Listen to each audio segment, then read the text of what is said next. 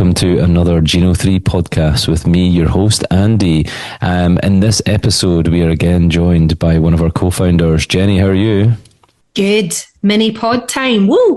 A wee punchy pod. This is just a wee kind of shortened little pod just for our listeners to kind of get their teeth into. Just a little one they can listen to just if they're, washing up the dishes or away just going to be a short journey or something. So, this episode is going to be focused on eating windows, late night snacking, and the impact on the body of such late night snacking or late night eating. So one thing which we do kind of talk about in all of our podcasts is a bit of a sort of medical disclaimer, really. Is just that what we're talking about within our pods is sort of for information only. It's conversational. It is not medical advice.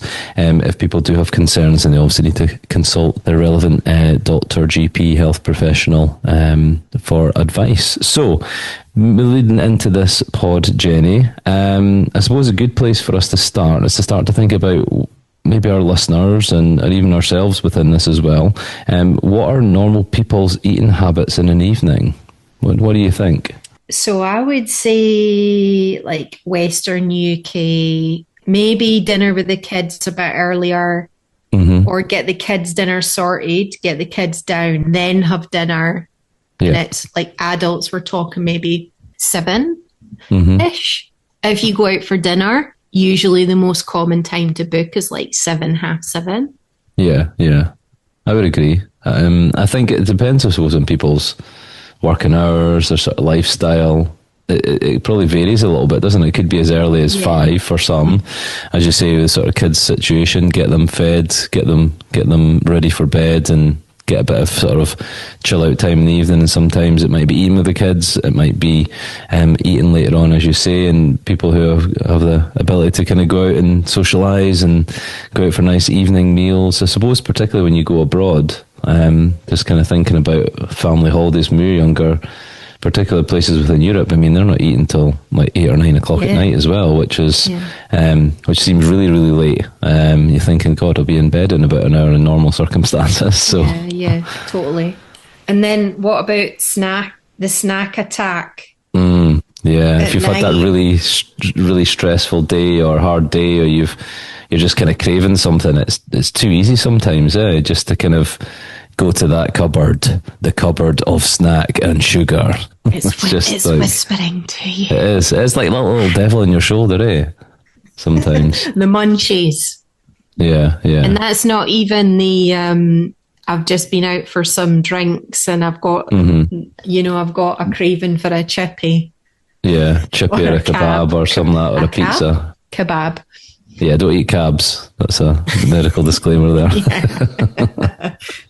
So we're, and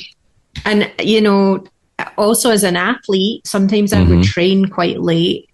Yeah. Like in my late teens, 20s, and into my 30s, which was all of my senior career. Sometimes, like my last training session, sometimes would be at like 9 o'clock at night on the mat, or especially if I was racing on the track, and you have to refuel.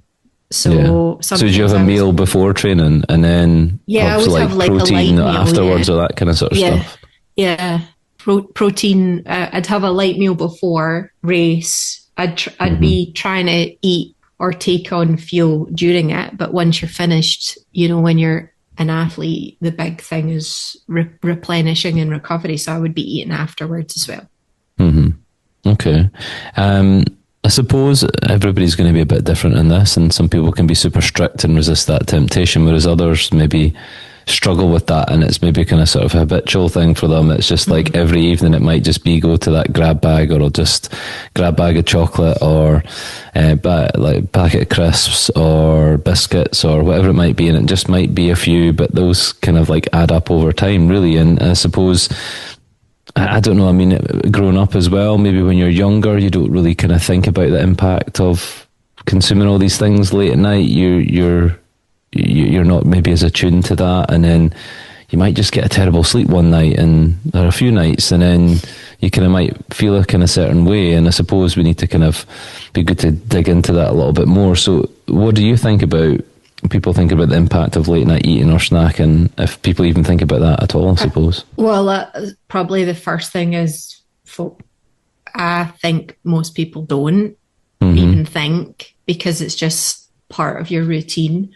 Yeah. I know, obviously, having spent time with my parents over the years, if we eat late, like they would talk about having a food baby when they went to bed.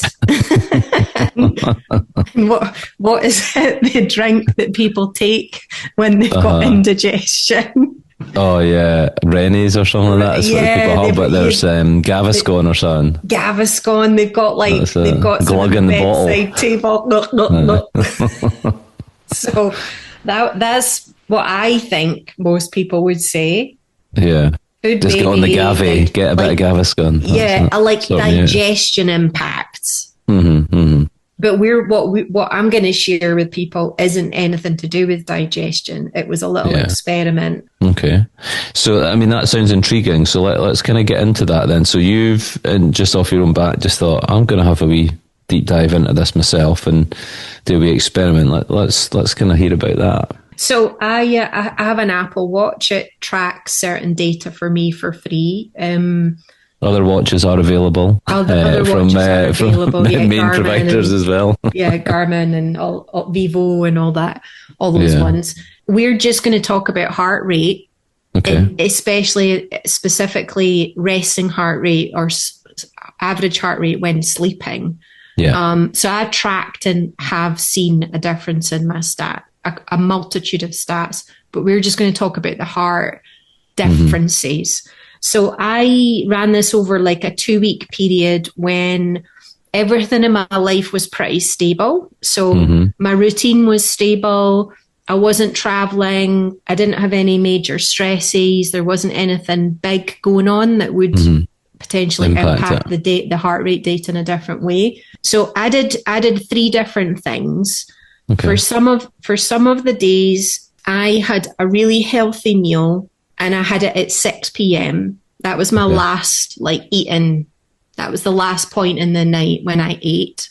And then I had that point through to bedtime, like 10:30, 11 o'clock. I didn't eat.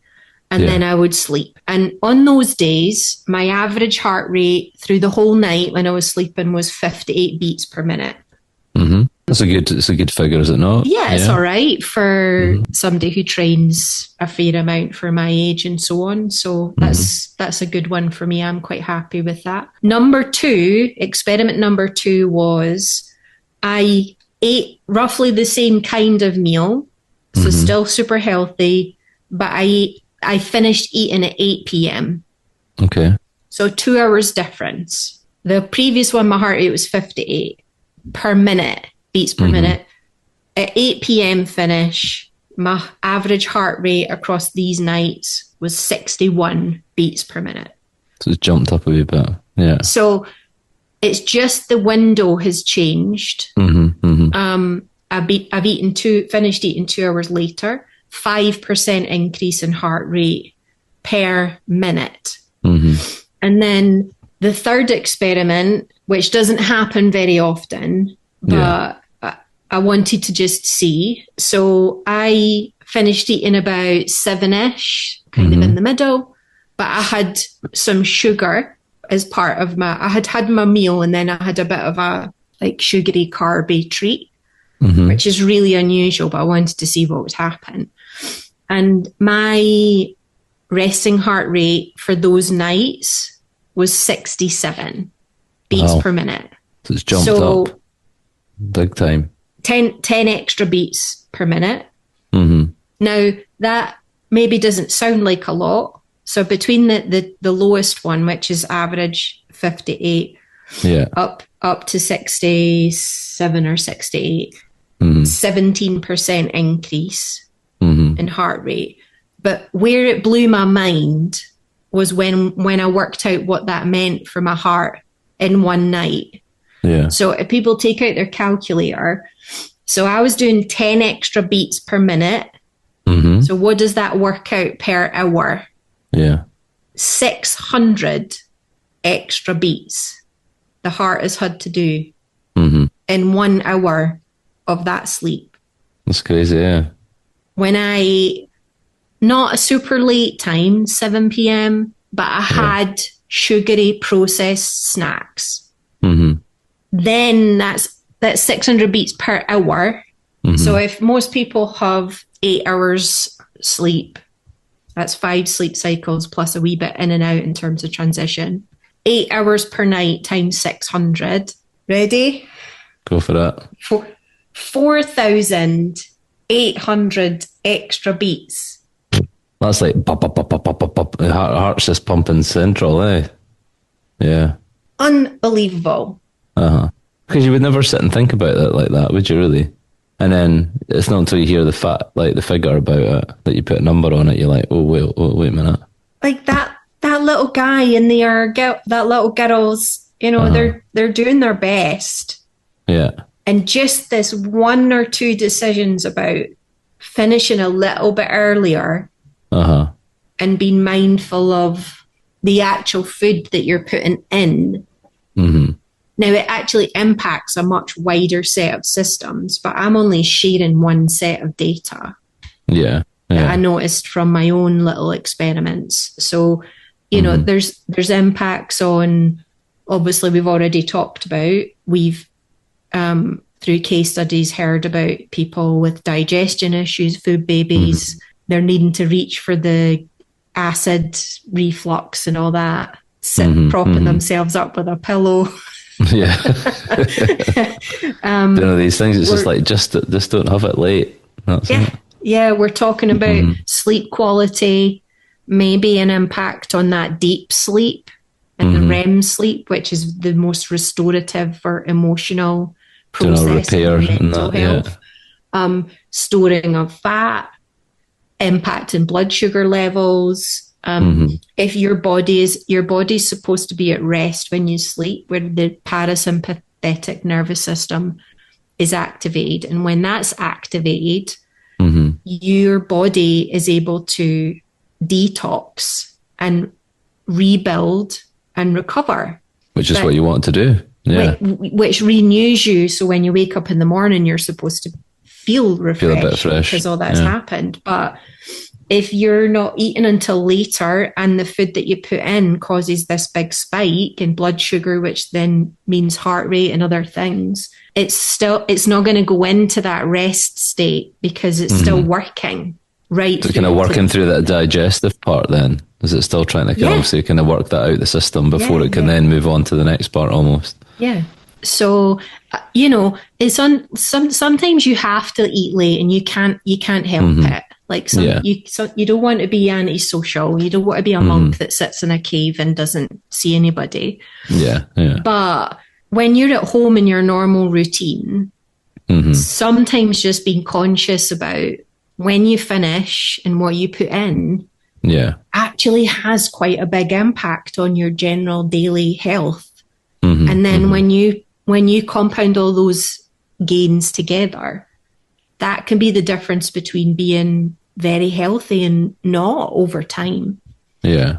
And it's all the sort of refined sugars as well, which just we know you hear about much more now, just not good at all for you generally. And I think having those within certain types of foods and having those late at night, and as you say, you can't not go out and for a meal, and what we're certainly not saying is that people can't go out and enjoy themselves and that sort of stuff, but your kind of day-to-day stuff when you're not doing that is just making more informed choices and starting to think about, I suppose, that wider impact. Because if you were to do that consistently every single day, and that's the pattern of your eating, these other bits are naturally going to be impacted, and it is going to have that sort of more negative impact on your health. So I suppose I think I used before, being sort of like informed, really, just to kind of make some positive decisions about your own health. And hopefully our listeners will be sitting there thinking, oh, okay, yeah, that's totally clicking with me now, and maybe I'm a bit guilty of that. And we all have been, like we've talked about this before. Like, we're not like